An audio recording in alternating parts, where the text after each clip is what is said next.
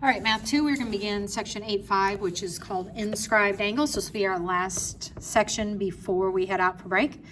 All right, so what an inscribed angle is, it kind of gives you your direction. So your vertex is on the circle, and the two sides, excuse me, are going to be chords.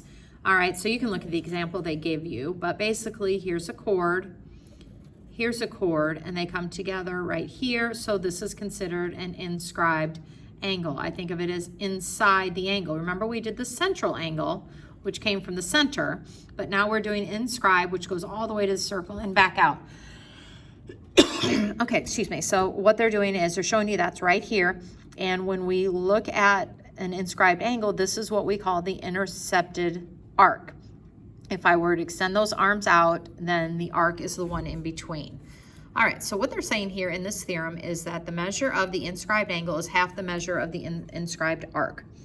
So if I extend these out and I tell you that this arc is 50, then I know this angle is half of that, which is 25. Remember, the central angle was equal to the arc. The inscribed is half that arc. All right, so come down here, flip over to page 510. And you're taking a look at this one. Here is your diameter. Right here is a diameter. All right, so this is an inscribed angle. So I'm going to reach it out. I'm going to reach it out.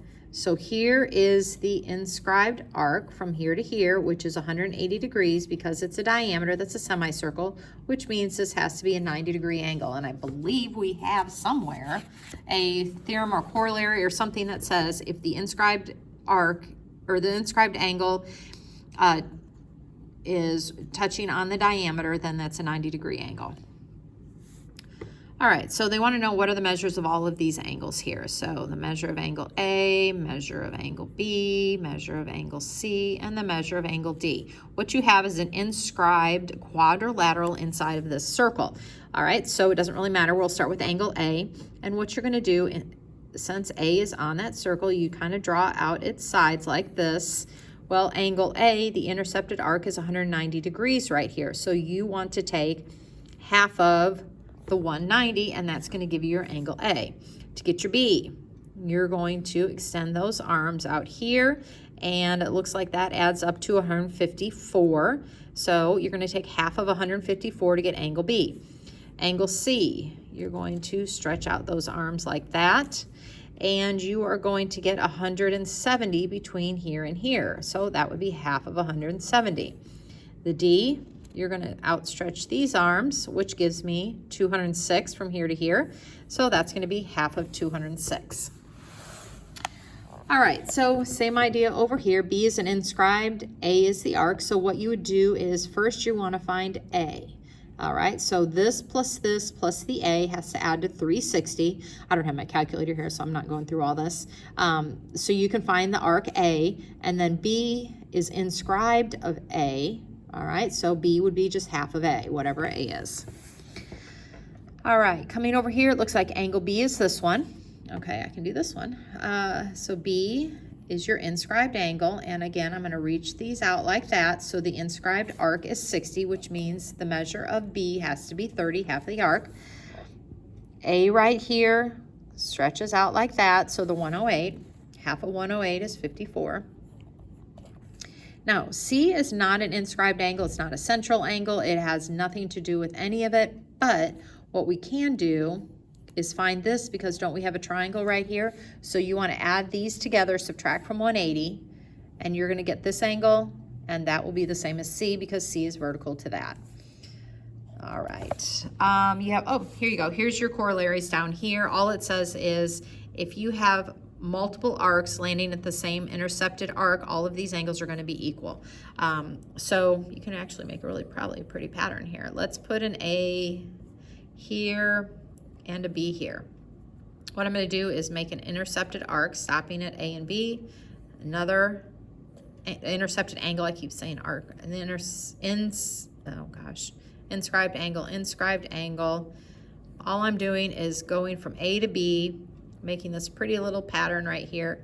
Every single one of these inscribed angles that I just drew all match up to this arc. So if this arc, let's just say, was 100, then each one of these angles would have to be 50. So that's what it's saying, is the inscribed angle is the same on all of those because they all have the same arc. Here's my right angle. If an inscribed angle is on a semicircle, then you have a 90-degree angle. And over here, if you have a quadrilateral that is inscribed in a circle, which I feel like we did. Yeah, we did over here on B. That opposite angles are supplementary. All right, so if you did this out, opposite angles, so like A and C should have added up to 180. B and D should have also added up to 180 if you did that out. All right, so it's a matter of just drawing on your pictures, really. If you turn over to page 512, you're going to see both of these land at the same spot. So each of these are going to be half of 72, so 36 and 36. Here they're giving you the inscribed angle as 25, which means the arc has to be twice as big, so that is going to be 50. C is inscribed in the diameter, so C has to be 90. B is also inscribed into this diameter. Its endpoints are on the diameter, so B is also a 90-degree angle. All right, what they're showing you down here is that inscribed angles can kind of move around the circle a little bit. So most of the ones we have been dealing with have been inside just like that, but they are saying we could have some that look like this, kind of come out like that.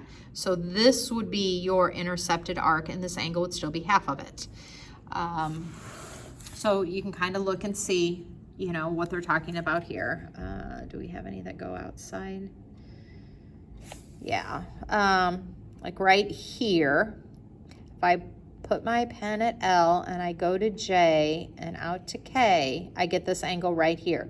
This angle X is half of this arc that is in between it. So basically, if your vertex is on the circle, extend those out, and whatever arc is here, it's always half of it. All right, well, how am I going to find that arc? Well, if this angle right here is 35, doesn't it go through the exact same letters, J and L? So I know this arc is 70, so that means this angle right here has to be half of 70, which is 35. All right, so you come to a picture like this. Here is your inscribed angle, so X right here. X is going to be half of Y. That's the intercepted arc. So if this is 230, that means Y has to be 130 to add up to the 360. So X is going to be half of 130, or 65. Okay, so that's how you will do that. That's pretty much it. If you have any questions, just let me know. The pictures get a little complicated, and they will continue to get more and more complicated.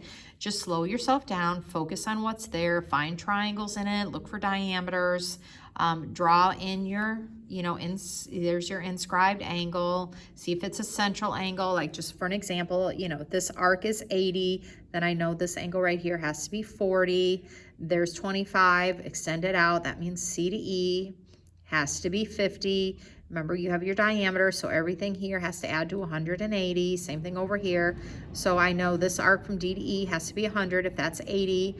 And if B to D is 80, then this angle right here has to be half of it, which is 40. This is also 40 because it extends out through B to D as well.